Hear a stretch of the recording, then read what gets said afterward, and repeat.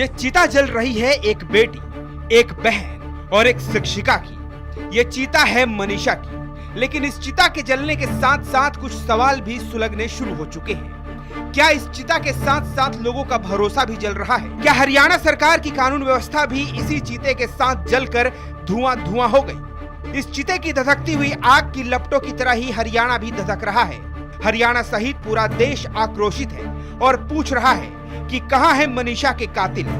क्या वो भी इस चिता से निकलते धुएं की तरह हवा में विलीन हो गए हैं? यह हत्या एक बेटी या बहन की नहीं हुई है। यह हत्या हरियाणा सरकार के कानून व्यवस्था की हुई है। जिसने भी मनीषा के साथ हुई हैवानियत की दास्तान सुनी, वो अपना क्रोध रोक नहीं पाया। हर तरफ से एक ही पुकार है, एक ही आवाज उठ रही है कि हरियाणा सरकार और हरियाणा पुलिस ने समय रहते मुस्तैदी क्यों नहीं दिखाई?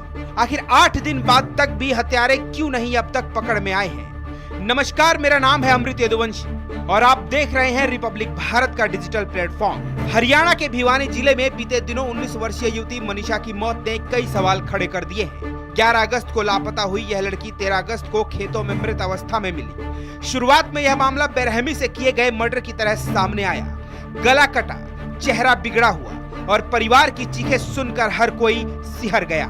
लेकिन जैसे जैसे जांच आगे बढ़ी, पुलिस और डॉक्टरों की रिपोर्ट ने इस कहानी का नया अध्याय खोला। 14 अगस्त को पहला पोस्टमार्टम हुआ, लेकिन सवाल जस के तस रहे। इसके बाद शव का फिर से पोस्टमार्टम रोहतक पीजीआई में 3 डॉक्टरों के पैनल और विभागाध्यक्ष की देखरेख में कराया गया। पीजीआई रोहतक के medical superintendent doctor Kundal Mittal ने चौंकाने वाला खुलासा किया। उन्होंने कहा, शरीर में जहर के अंश मिले हैं। शरीर पर तेज धार हथियार से काटे जाने के निशान नहीं है। गले और शरीर पर जो घाव थे वो जंगली जानवरों द्वारा काटे जाने जैसे प्रतीत हुए।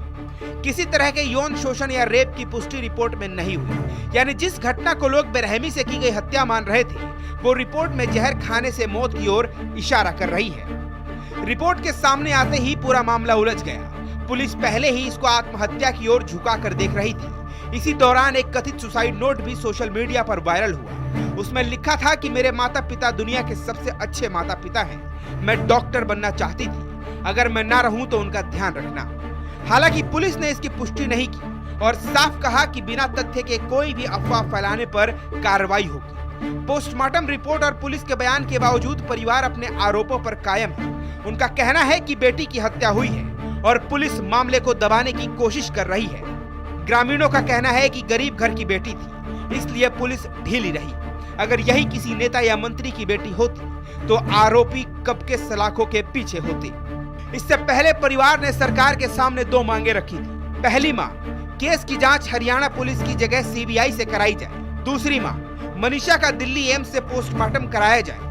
ग्रामीणों ने चेतावनी दी थी कि सरकार ने मांगे नहीं मानी तो वो गांव में पक्का मोर्चा लगा देंगे। जब तक मांगे नहीं मान ली जाती तब तक मनीषा का अंतिम संस्कार नहीं किया जाएगा।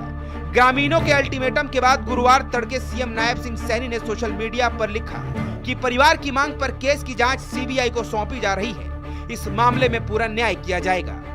दोपहर होने तक सरकार ने ग्रामीणों की दूसरी मांग भी मान ली और मनीषा की डेड बॉडी दिल्ली एम्स भेजकर तीसरी बार पोस्टमार्टम कराया। लगातार 8 दिनों तक चले तनाव और विरोध प्रदर्शनों के बाद गुरुवार सुबह गांव ढाणी लक्ष्मण के शमशान घाट में मनीषा का अंतिम संस्कार किया गया।